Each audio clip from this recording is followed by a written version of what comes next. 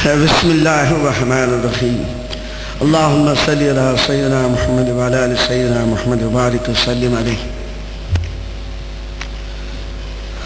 கண்ணியத்திற்குரிய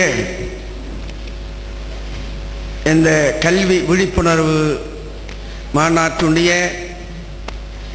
இரண்டாம் நாள் அமர்விற்கு தலைமையேற்று சிறப்பு செய்து கொண்டிருக்கின்ற கண்ணியத்திற்குரிய தமிழ் மாமணி புலவர் அகமது பஷீர் சாஹப் ஹஜார் அவர்களே, நம்முடைய இந்த சிறப்பு நிகழ்ச்சியிலே கலந்து கொள்வதற்காக நீண்ட தொலைவில் இருந்து சிரமம் பாராது இங்கே வந்திருக்கின்ற சகோதரர் அவர்களே, இது போன்ற நிகழ்வுகள் நமதூரில் நடக்குமா என்று ஏங்கி தவித்து கொண்டிருக்கின்ற நேரத்தில் இப்படிப்பட்ட முயற்சிகள் மேற்கொள்ளப்படவில்லையே என்று ஆதங்கப்பட்டு கொண்டிருக்கின்ற நேரத்தில் இது போன்ற முயற்சிகள் ஏன் செய்யக்கூடாது என்று சிந்தித்து கொண்டிருக்கின்ற நேரத்தில் இந்த நிகழ்வை, இந்த மாநாட்டை இத்தகைய சிறப்புடன் நடத்துவதற்கு ஏற்பாடு செய்த அமைப்பாளர்களே,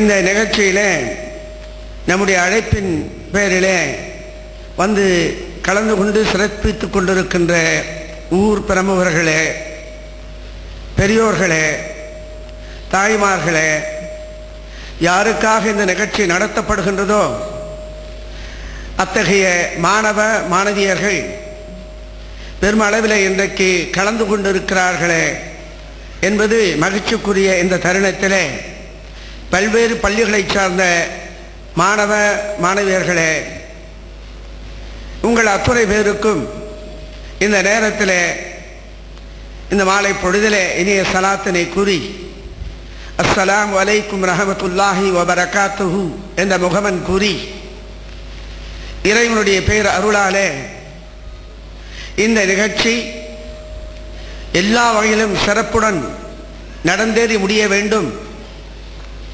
இதனுடைய பலன்கள் எல்லோருக்கும் சென்றடைய வேண்டும், இந்த நிகழ்வோடு இந்த முயற்சிகள் முடக்கப்பட்டு விடாமல் இது ஒரு ஆரம்பமாக மற்ற முயற்சிகளுக்கு, இனி வருங்காலத்தில் செய்யப்படுகின்ற முயற்சிகளுக்கு அடித்தளமாக இந்த நிகழ்வு அமைய வேண்டும். அதற்கு வல்ல இறைவன் எல்லா வகையிலுமே உறுதுணையாக நமக்கு அருள் புரிய வேண்டும். எந்த நேரத்திலும் நம்முடைய குறிக்கோள்களை மறந்துவிடாமல் அந்த குறிக்கோளின் அடிப்படையில் வீர நடை போட்டு நாம் எந்த அளவுக்கு விரைவாக சென்று எந்தெந்த வகையிலே அனுமதிக்கப்பட்ட முறையில் மார்க்கம் சொல்லித் தருகின்ற முறையில் நிறைவேற்ற வாய்ப்பு இருக்கிறதோ அந்த வகையிலே நிறைவேற்றுவதற்கு வல்ல இறைவன் நமக்கு வழிகாட்ட வேண்டும்.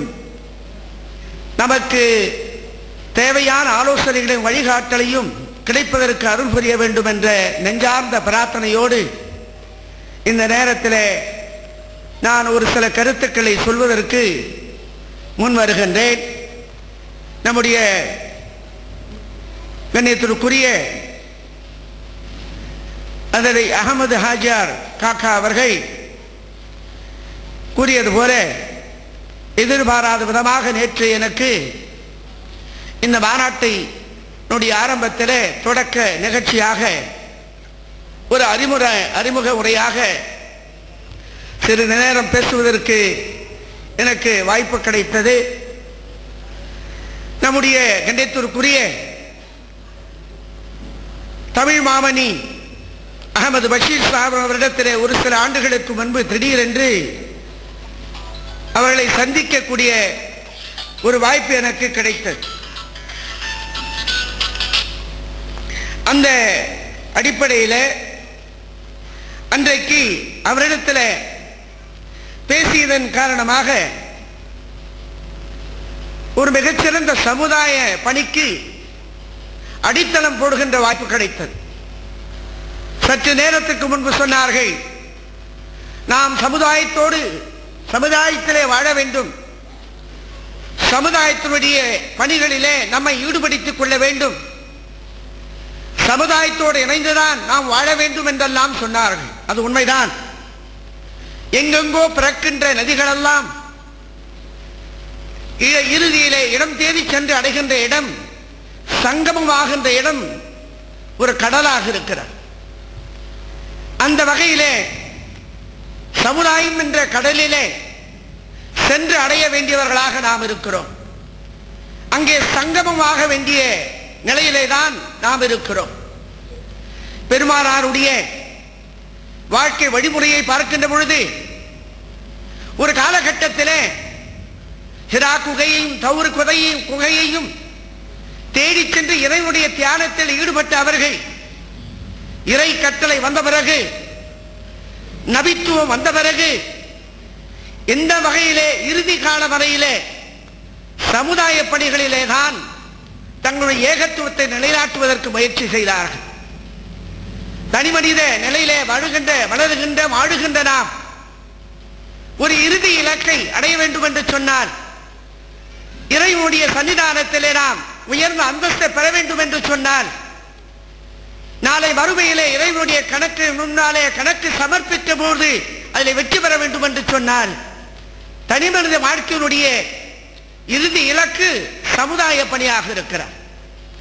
அந்த வகையிலே அவர்கள் இந்த இடத்திலே அவர்களை சந்திக்கின்ற போது, அவர்கள் சென்னையிலே நம்முடைய ஊரை சார்ந்தவர்கள் வெளிநாடு செல்கிறார்கள், வெளிநாடுகளிலே இருக்கின்றவர்கள் நமது ஊர் வருகிறார்கள்.